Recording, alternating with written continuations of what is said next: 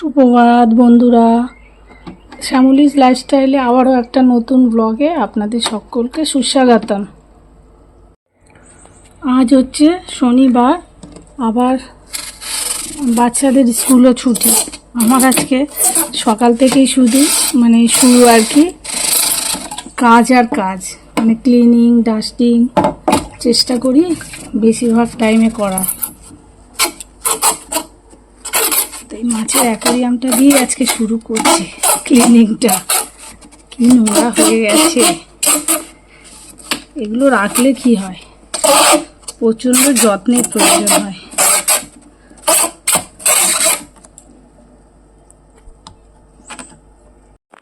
ওই দেখুন তো কতটা ক্লিন হয়ে গেল। চলুন আর একটা অ্যাকোয়ারিয়াম এর মাছগুলোকে আবার খেতে দিতে হবে। আর এই যে চলে এলাম আর একটা অ্যাকোয়ারিয়ামের সামনে।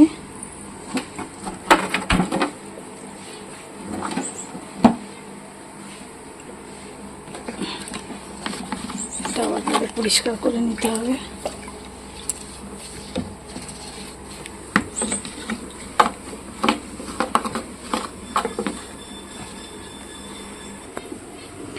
আসলে রবিবার দিন আমার একদমই ক্লিনিং ডাস্টিং এই সমস্ত করা হয় না, কারণ কি সকাল থেকে মানে টিচাররা পড়াতে চলে আসেন, সুতরাং এইসব কাজ করতে গেলে তো একটু সময়ের দরকার হয়, ওই কারণেই করি না।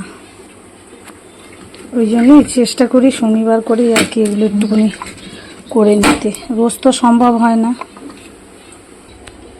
আর মাছগুলো দেখুন নিজেদের খাবার ছেড়ে শ্যাওলা খেতে ব্যস্ত। এই যে আমি এগুলো পরিষ্কার করছি, ভেতরে শ্যাওলাগুলো তো ভেসে উঠেছে, এই যে খাচ্ছে সব দেখুন ঘুরে ঘুরে।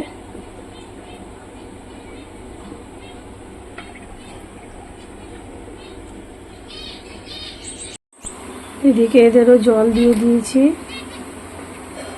জল খাবার সব দিয়ে দিয়েছি। এবার ঢুকে যাব অন্য কোনো কাজে।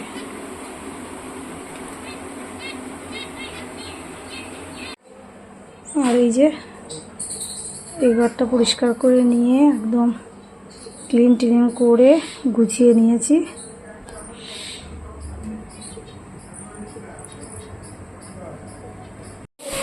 এই ঘরগুলোর কাজও মোটামুটি আমার হয়ে গেছে। গাছগুলোতে শুধু জল দেব।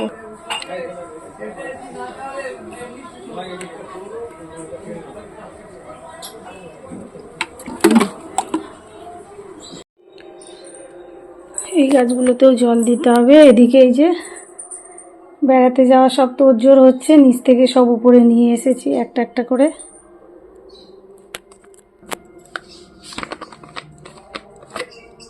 গাছটা তো একদম শুকিয়ে গেছে।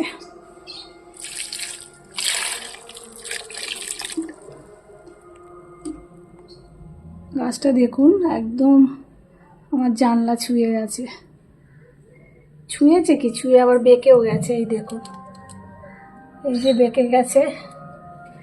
খুব বড় বড় হয় গাছগুলো, তাই না? সত্যি আমার আন্দাজ ছিল না যে এত বড় হয়। বাইরে তো এত বড় হয় না, তার আগেই নষ্ট হয়ে যায়, কিন্তু এক নাগারে এই ঘরটার মধ্যেই তো এটা রয়েছে। অনেক বছর হয়ে গেল আমার এই গাছটা এখানে রয়েছে। দেখছি ভালোই বড় হয়ে গেছে।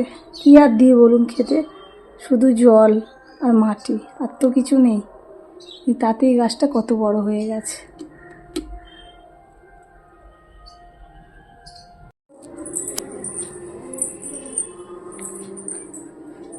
ঘরটাও এদিকে আমার স্নান টান সব হয়ে গেছে।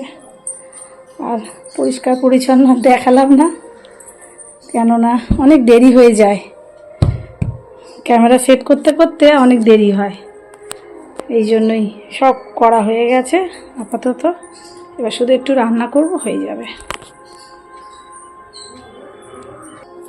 এই দেখুন এখন বাজে এই যে 10টা 10। মোটামুটি তো কাজকর্ম হয়েই গেছে। সকাল সকাল কাজকর্ম সেরে নিলে না সত্যি খুব ভালোই হয়।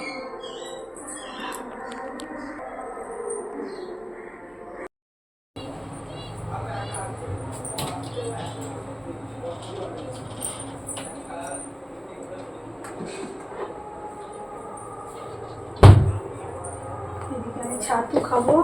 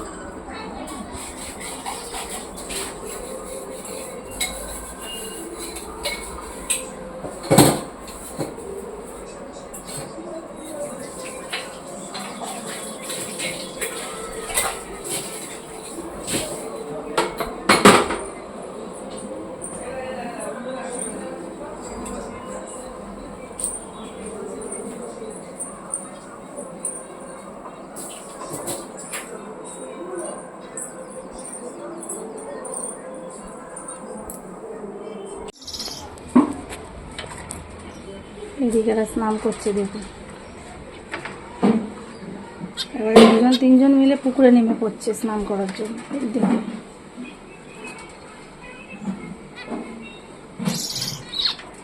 দেখুন, এগুলো আমি দেখতে পাই না, আপনাদের আর কি দেখাবো। এই কটাতে দিকে এসে দেখছি আরও ছিল 3 জন একসাথে। একজন তো জলের ভেতর ঢুকে তারে নেমে গেছিল। আমি চলে এসেছি পরের দিনের ভিডিওতে, মানে রবিবারে। কারণ শনিবার দিন এত এখানে শীতলা পুজো ছিল আমাদের পাশেই, তো এত গানের আওয়াজ হচ্ছিল আমি একদমই মানে ভিডিও করতে পারছিলাম না, তাই জন্য আর করিনি। কিছুটা করেছিলাম, করে ভাবলাম তো শেষ তো করতে হবে, শেষ তো করা হয়নি, ওই জন্য আজকে আবার শুরু করেছি। এখন মোটামুটি বাজে 11টা। তো আমি রান্নাঘরে ঢুকে গেছি, আমার ভাতও বসানো হয়ে গেছে।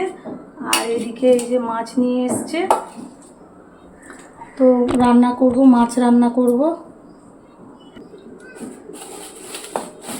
নিয়ে এসছে এই যে ভেটকি মাছ। তো আজকে ভাবছি আপনাদের আমি কয়েকটা আমার জানা কিচেন টিপস দিয়ে দেব। হ্যাঁ,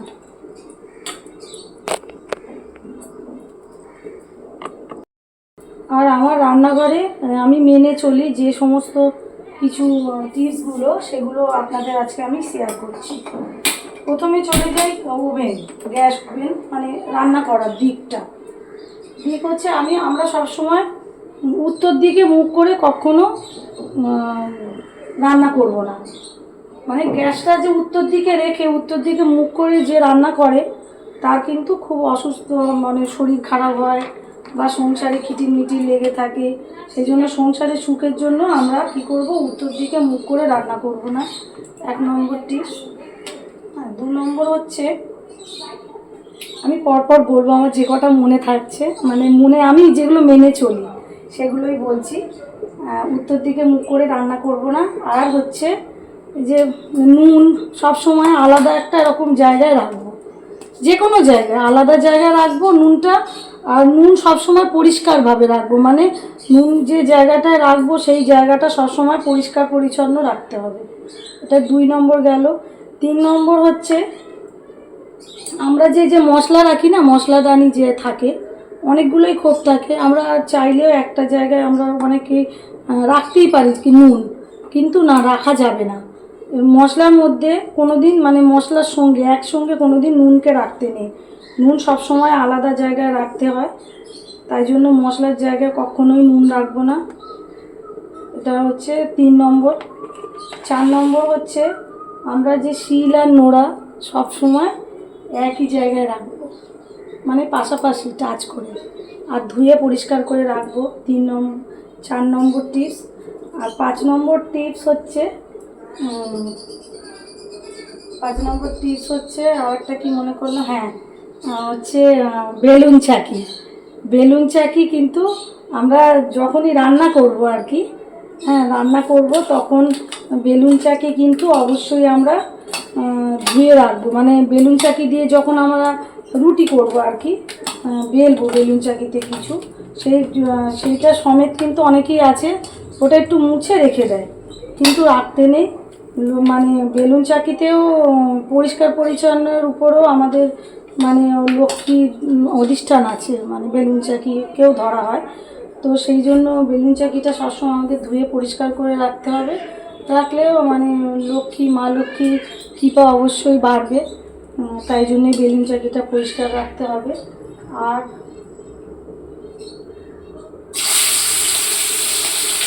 এদিকে মাছগুলো ছেড়ে দিচ্ছি।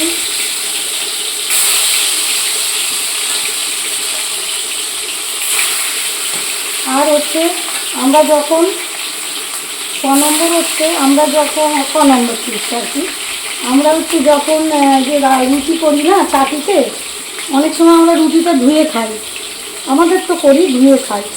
কখনোই উচিত নয় যে ওই গরম চাটুটার মধ্যে জল দিয়ে তার মধ্যে রুটিটা ধোয়া, এটা উচিত নয়। এটা মানে কিছু আছে বাস্তুশাস্ত্রে, এটা খারাপ, ঠিক নয়।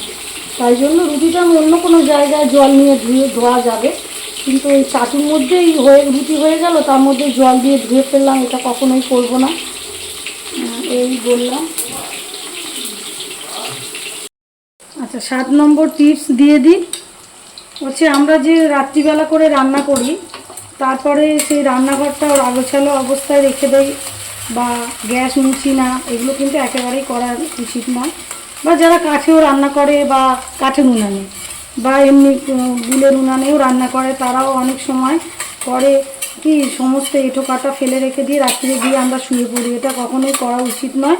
আমাদের কিন্তু প্রত্যেক দিনই মানে রাত্রিবেলার কাজটা রাত্রিবেলায় সারতে হবে। অন্তত গ্যাসটা পরিষ্কার করতে হবে, গ্যাস ওভেন পরিষ্কার করে মুছে রান্নাঘর ক্লিন করে তবেই শুতে যেতে হয়। তাহলে কিন্তু এতে আয় উন্নতি বাড়ে, মা লক্ষ্মী খুবই খুশি হয়, হ্যাঁ তাতে করে আয় উন্নতিও বাড়ে। তাই জন্য প্রত্যেক দিনই উচিত কি রান্নাঘরটা পরিষ্কার করে নিতে হবে। আর হচ্ছে পরের দিনকে সকালে, যেহেতু আমরা যদি মনে করি যে আমরা তো রাতে গ্যাস মুছে নিয়েছি, পরের দিনকে ওই গ্যাসেই আবার রান্না করে নেব, কিন্তু না, আবার বাসি রান্নাঘর, যেহেতু রাত হয়ে গেলে আমরা রাতটা কাটলেই সেটা বাসি হয়ে যায়, হ্যাঁ তো রান্নাঘরেও তাই। আমাদের যতই মোচা থাকুক আর একবার একটু কাপড় বুলিয়ে জল কাপড়ে মানে ভিজিয়ে পরিষ্কার করে মুছে নিতে হবে, দিয়ে তারপরে রান্না করতে হবে। আর বাসি কাপড়ে কখনো রান্না করা যাবে না, ধোয়া কাপড় পরে বা মানে রাত্রিবেলা পরে শুয়েছি যে সমস্ত কাপড় পরে, হ্যাঁ সেই কাপড় পরে কখনোই রান্নাঘরে ঢুকতে নেই বা রান্না করতে নেই। এই কটা টিপস যদি আমরা মেনে নিতে পারি তাহলে কিন্তু আমাদের অনেকটাই ভালো হবে, মানে আরও আয় উন্নতি বেড়ে যাবে এবং সংসারে অবশ্যই সুখের মুখ আরও বেশি করে দেখা যাবে। এখনও পর্যন্ত আমার যারা দর্শক বন্ধুরা আমার ভিডিওটা দেখছেন, যারা পুরনো তারা তো অবশ্যই সাবস্ক্রাইব করে দিয়েছেন, আর যারা নতুন আছেন তারা আমার ভিডিওটা দেখছেন, যদি আমার ভিডিওটা দেখতে একটুও ভালো লেগে থাকে তাহলে সাবস্ক্রাইব করে দেবেন, আর শেয়ার করবেন, আর লাইক করে দেবেন, ভালো ভালো কমেন্ট করবেন।